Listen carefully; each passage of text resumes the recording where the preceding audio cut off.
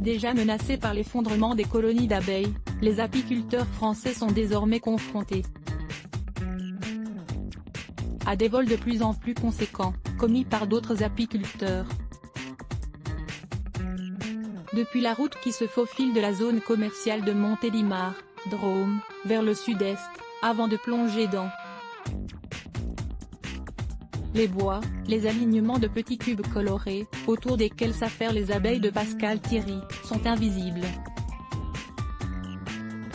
Pourtant, une nuit de la fin mars, un voleur les a trouvés et s'est servi dans le rucher. Le lendemain matin, le propriétaire du rucher de l'Escoutet découvre le vol. Quand on arrive et qu'il manque 50 ruches, ça se voit tout de suite.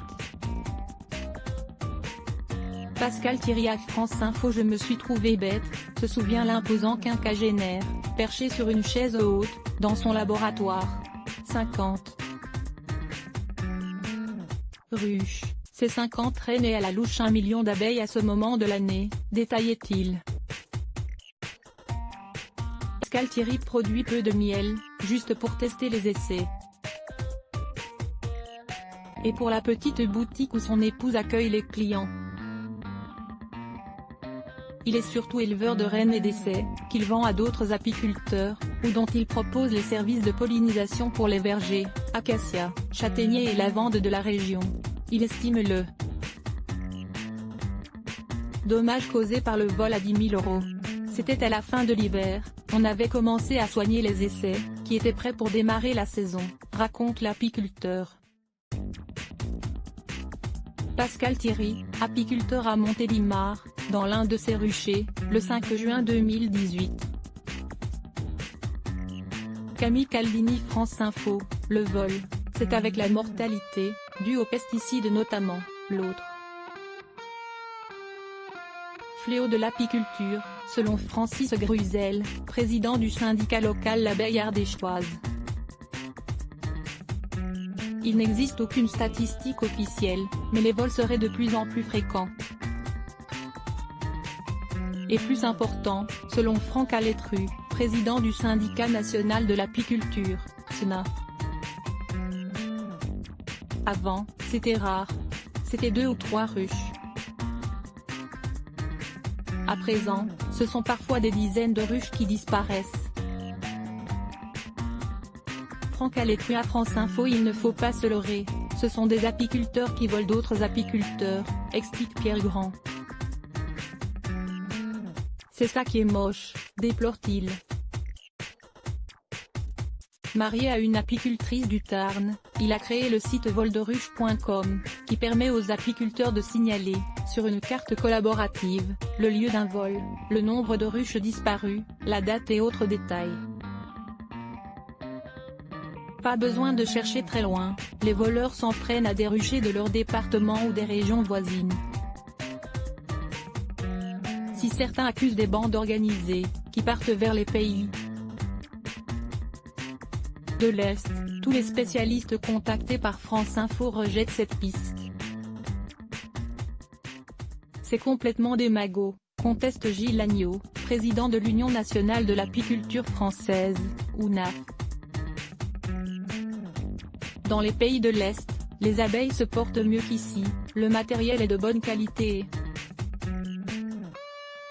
coûte bien moins cher, et la filière est assez bien organisée, assure-t-il, comme plusieurs de ses confrères. Cela reviendrait très cher à des étrangers de venir voler des ruches en France. Pierre Grand affront une fausse vol, s'ils sont le fait de personnages peu scrupuleux, selon le président de l'UNAF, sont aussi un symptôme d'une filière qui va très mal.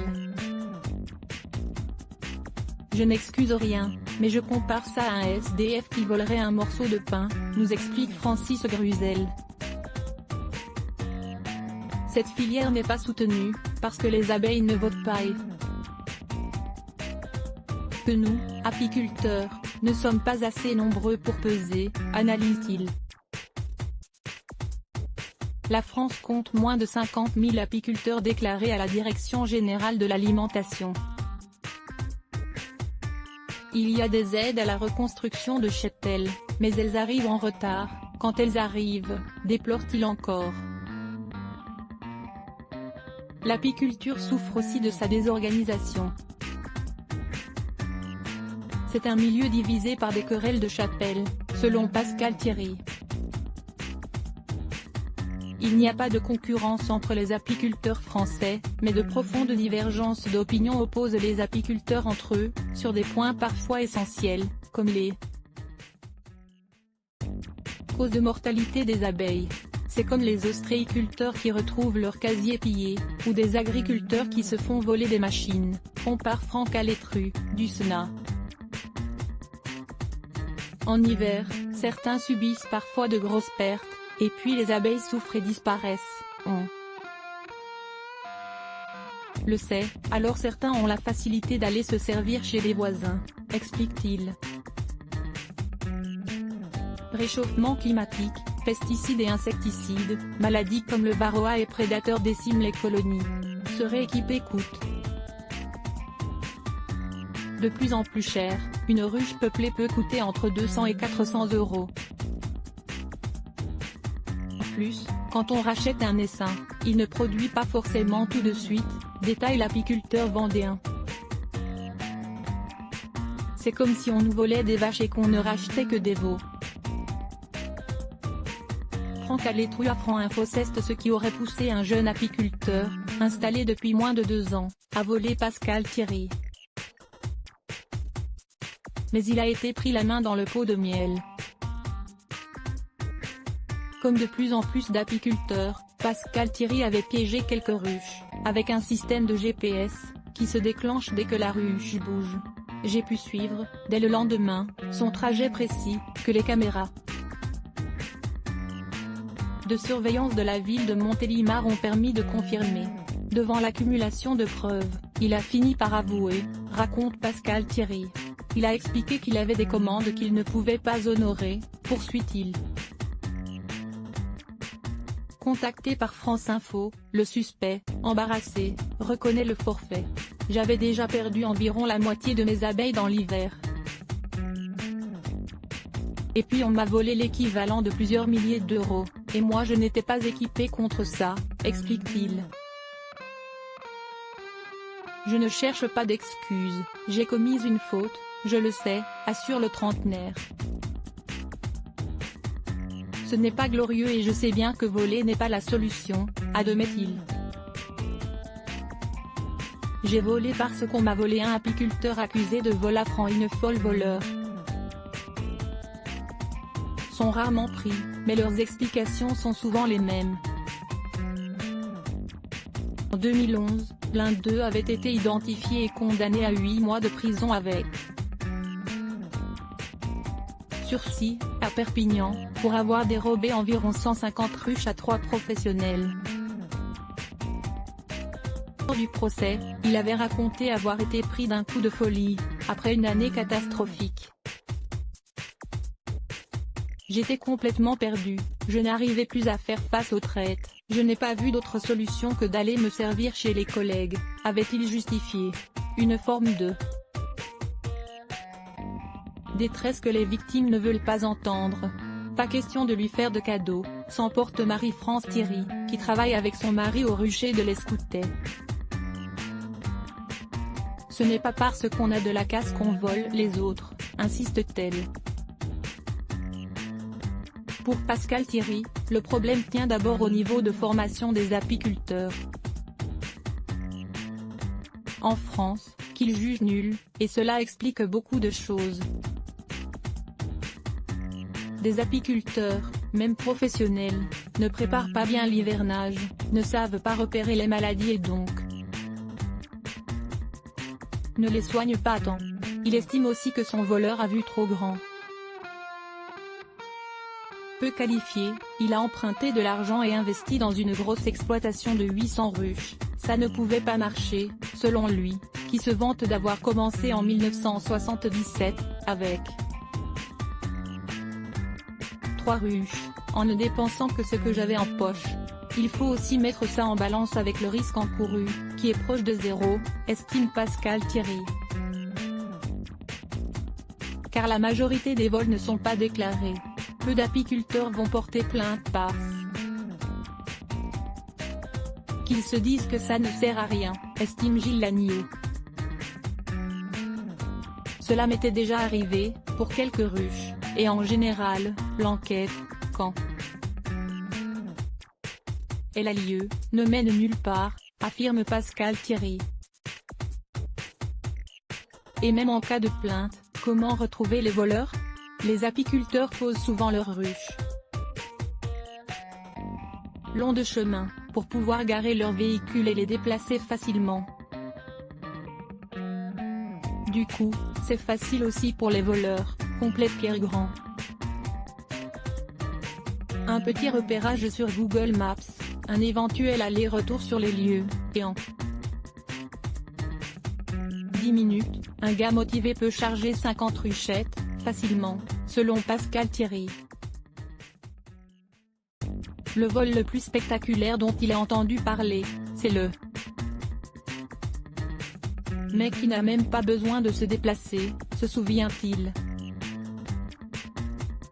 Il vous propose de vous vendre des essais, vous emmène sur un rucher qui n'est pas le sien, empoche vos sous, et le voleur, c'est vous, raconte-t-il, en insistant sur la nécessité de toujours demander des factures et d'éviter le marché noir. Dans un scaphandre, un apiculteur voleur ressemble à un apiculteur producteur. Francis Gruz et le Afran Info. Alors, comme Pascal Thierry, les apiculteurs s'organisent et s'équipent.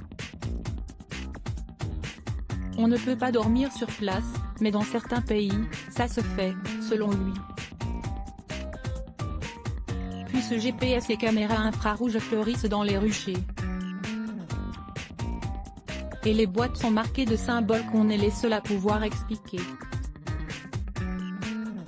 Ainsi, certains retrouvent les voleurs, comme Pascal Thierry, qui a pu récupérer ses ruches 3 jours plus tard.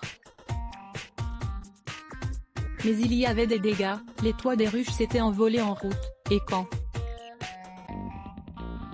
il est arrivé chez lui, il faisait -3 degrés Celsius, les abeilles n'ont pas supporté, détaillait-il.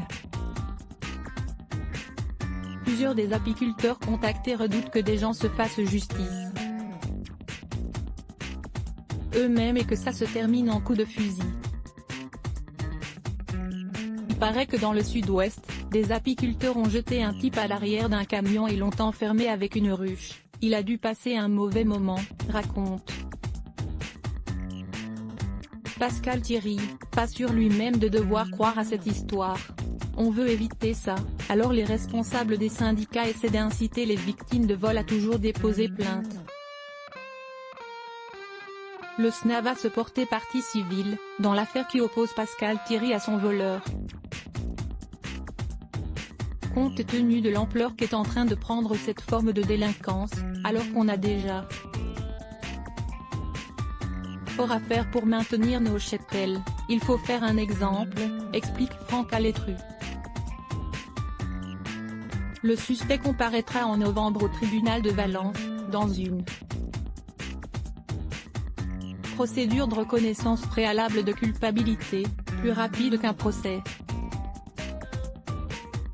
D'ici là, sans jamais donner son nom publiquement, les apiculteurs sèment des indices et se font passer le message, sur des forums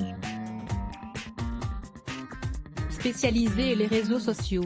Pour lui, la pire punition, c'est que dans ce milieu, il est cuit, conclut Marie-France Thierry. À lire aussi sujets associés métiers environnement et santé agriculture et santé emploi éco-conso.